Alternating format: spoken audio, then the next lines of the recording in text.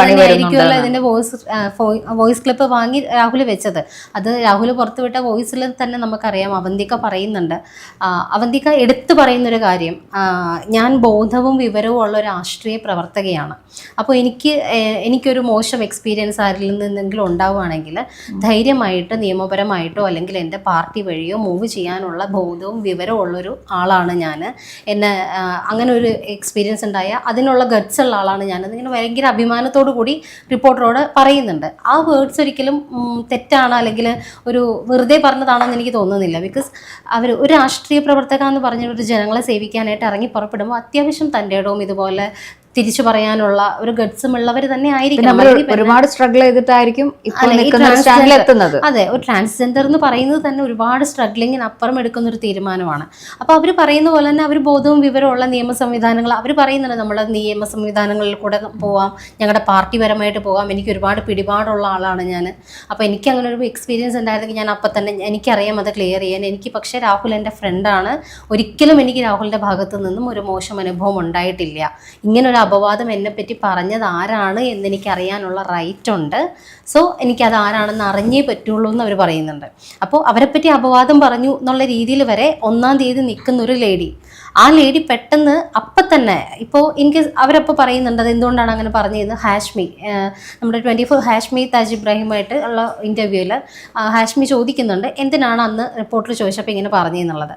അപ്പോൾ അവന്തിക പറയുന്നത് എനിക്ക് രാഹുലിനെ പേടിയായിരുന്നു, ഞാൻ എന്തെങ്കിലും തുറന്ന് പറഞ്ഞാൽ രാഹുൽ എന്നെ ഉപദ്രവിക്കും എന്നുള്ള പേടിയുള്ള ഒരാള് ഇത്തരത്തിലുള്ള കോൾ റെക്കോർഡ് എന്ത് ധൈര്യത്തിൽ അയച്ചു കൊടുത്തത്? അതെ, അതായത് ഈ ഒരു വിഷയം കഴിഞ്ഞപ്പോൾ പേടി കൊണ്ട് പറഞ്ഞു എന്ന് തന്നെ ഇരിക്കട്ടെ, അപ്പം തന്നെ രാഹുലിനെ വിളിക്കുകയാണ്, രാഹുലേട്ടാ ഇങ്ങനെ പറഞ്ഞു. ആ വോയിസ് റെക്കോർഡും നമ്മൾ പുറത്ത് വന്നിട്ടുണ്ട്.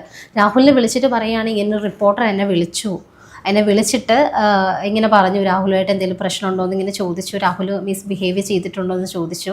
അപ്പോൾ രാഹുൽ പറയുന്നുണ്ട് അവർ തമ്മിലുള്ള ചാറ്റ് റെക്കോർഡും രാഹുൽ പുറത്ത് വിട്ടത് നീ കേട്ട് കാണുമല്ലോ. അപ്പോൾ അതിനകത്തും പറയുന്നുണ്ട് അവർ തമ്മിലുള്ളത് ഒരിക്കലും ഒരാളെ പേടി വെച്ചുകൊണ്ടുള്ളൊരു സംസാരമായിരുന്നില്ല. എന്നുവെച്ചാൽ അത്രയും ക്ലോസ് ആയിട്ട് തന്നെ രാഹുലിനെ ട്രസ്റ്റ് ചെയ്ത് രാഹുലിനെ രക്ഷിക്കാൻ എന്നുള്ളൊരു രീതിയിൽ രാഹുലിനോട് പറയുന്നുണ്ട്. അപ്പോൾ രാഹുൽ ചോദിക്കുന്നുണ്ട് നീ എൻ്റെ കൂടെ നിൽക്കില്ലേ, മീൻസ് അങ്ങനെ ഒരു ഗൂഢാലോചന എനിക്കെതിരെ നടക്കുന്നുണ്ടെങ്കിൽ കൂടെ നിൽക്കില്ലേ എന്ന് ചോദിക്കുമ്പോൾ ഉറപ്പായിട്ടും ഉണ്ടാവും.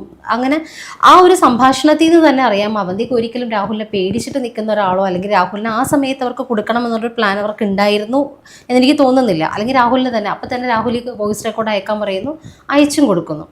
ഇത്രയും കൃത്യമായിട്ട് ചെയ്ത് ഈ ഓഗസ്റ്റ് 1 മുതൽ പിന്നീടുള്ള ദിവസങ്ങളിൽ നടന്ന ചർച്ചകളിലാണ് അവന്തിക ഇത്തരത്തിലുള്ളൊരു പരാതിയുമായിട്ട് മുന്നോട്ട് വന്നതെന്ന് വേണം നമ്മളപ്പോൾ അവിടെ നിന്ന് മനസ്സിലാക്കാനായിട്ട്. ഈ 1-ാം തീയതി റിപ്പോർട്ടർ വിളിക്കുന്ന വരെ ചിലപ്പോൾ അവന്തികയ്ക്ക് അങ്ങനെ ഒരു ലക്ഷ്യം ഉണ്ടായിരുന്നിരിക്കില്ല. അതുവരെ രാഹുലുമായിട്ട് അവർക്ക് യാതൊരു വിധത്തിലുള്ള പ്രശ്നങ്ങളും ഉണ്ടായിരുന്നില്ല. അവന്തിക പറയുന്നതനുസരിച്ച് പാലക്കാട് ഇലക്ഷന് മുന്നെയാണ് രാഹുൽ മിസ്ബിഹേവ് ചെയ്തു എന്ന് പറയുന്നത്. അതായത് നിന്നെ എനിക്ക് റേപ്പ് ചെയ്യണം എന്ന് പറഞ്ഞത് പാലക്കാട് ഇലക്ഷന് മുന്നെയാണ്. അത് കഴിഞ്ഞിട്ട് അവർ നല്ല ബന്ധത്തിലായിരുന്നു അന്ന രാജു സമ്മതിക്കുന്നുണ്ട്. അത് MLA ആവാൻ എന്തിനു കാത്തിരുന്നു എന്നുള്ളതും ഒരു ചോദ്യമാണ്. അത് അവന്തിക തന്നെ ആ റെക്കോർഡിൽ റിപ്പോർട്ടറോടും ചോദിക്കുന്നുണ്ട്, MLA ആയിട്ടുള്ള ഒരാളല്ലേ, അപ്പോൾ അങ്ങനെ ചെയ്തിരുന്നെങ്കിൽ ഞാൻ അന്നേ ചോദിക്കുമായിരുന്നല്ലോ. അവന്തിക ഭയങ്കര ബോൾഡായിട്ട് തന്നെയാണ് അതിൽ സംസാരിക്കുന്നത്. പക്ഷെ ഇതിൽ ട്വിസ്റ്റ് എവിടെയാണെന്ന് വെച്ചാൽ ഹാഷ്മിയുടെ ഒരു ചോദ്യത്തിൽ അവന്തിക ശരിക്കും പെട്ടുപോകുന്നുണ്ട്. അവന്തിക സത്യം വിളിച്ചു പറഞ്ഞു. അവസാനം അവന്തിക എന്തിനാണ് ഇത് ചെയ്തതെന്ന് പറഞ്ഞെന്ന പോലെയായി. നമുക്ക് ആ വോയിസ് റെക്കോർഡ് തന്നെ അവസാനം കേൾപ്പിക്കാം നമുക്ക്. അതിൽ ഹാഷ്മി ചോദിക്കുന്നുണ്ട്. അപ്പോൾ അവസാനം ഒരുപാട് ക്വസ്റ്റ്യൻസ്, ഹാഷ്മിയുടെ ഒരു ക്വസ്റ്റ്യൻ ചെയ്യൽ അറിയാമല്ലോ, ആ ക്വസ്റ്റ്യൻ്റെ അവസാനം ഹാഷ്മി ചോദിക്കുന്നുണ്ട്. അപ്പോൾ അന്ന് പറയാണ്ടിരുന്നിട്ട് പെട്ടെന്ന് ഇത് പറഞ്ഞതിൻ്റെ ഒരു എന്തായിരുന്നു എന്നുള്ളത് ചോദിക്കുമ്പോൾ അവന്തിക തന്നെ അറിയാണ്ട് അവന്തികയുടെ വായിന്ന് ചാടുന്നുണ്ട്. ഞാൻ വിചാരിച്ചിരുന്നത് രാഹുലിന് എന്നോട് മാത്രമായിരുന്നു ഇഷ്ടം, ഞങ്ങൾ തമ്മിലായിരുന്നു അങ്ങനെ, അതുകൊണ്ടാണ്. പക്ഷേ അവനെന്നെ ചതിക്കായിരുന്നു, വേറെ ഒരുപാട് ലേഡീസുമായിട്ട് അവന് ബന്ധമുണ്ടെന്ന് പറഞ്ഞപ്പോൾ എനിക്കത് സഹിക്കാൻ പറ്റിയില്ല.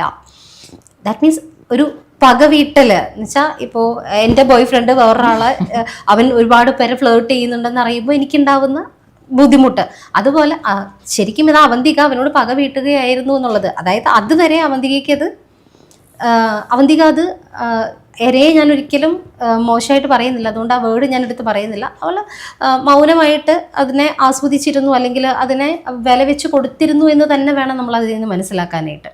അപ്പോൾ പെട്ടെന്ന് അവന്തിക തന്നെ ഹാഷ്മിയോട് കൺഫസ് ചെയ്യുകയാണ്, അതൊരു കൺഫെഷൻ തന്നെയാണത്. കൺഫസ് ചെയ്യുകയാണ് അവന് വേറെ റിലേഷൻഷിപ്പ് ഉണ്ട് എന്ന് അറിഞ്ഞപ്പോഴാണ് ഞാൻ തകർന്നു പോയത് എന്ന്. അപ്പോൾ ഇതിനപ്പുറത്തേക്കൊരു തെളിവ് അല്ലെങ്കിൽ അവന്തിക ഇതിലപ്പുറത്തേക്കൊരു തുറന്നു പറച്ചിൽ ഈ വിഷയത്തിൽ വേണമെന്ന് എനിക്ക് തോന്നുന്നില്ല. അവന്തികയുടെ വിഷയം ഇതായിരുന്നു എന്നുള്ളത് അവിടെയും അവര് പറഞ്ഞു വെക്കുന്നത് എന്താണെന്നറിയോ, ഇതിൽ വേറൊരു പ്രേരണയും നടന്നിട്ടില്ല എന്നാണ് അവന്തിക പറഞ്ഞു വെക്കുന്നത്. അവന്തിക പറഞ്ഞത് സത്യം എന്ന് ഉള്ളത് വിശ്വസിക്കാൻ ബുദ്ധിമുട്ടുണ്ട്.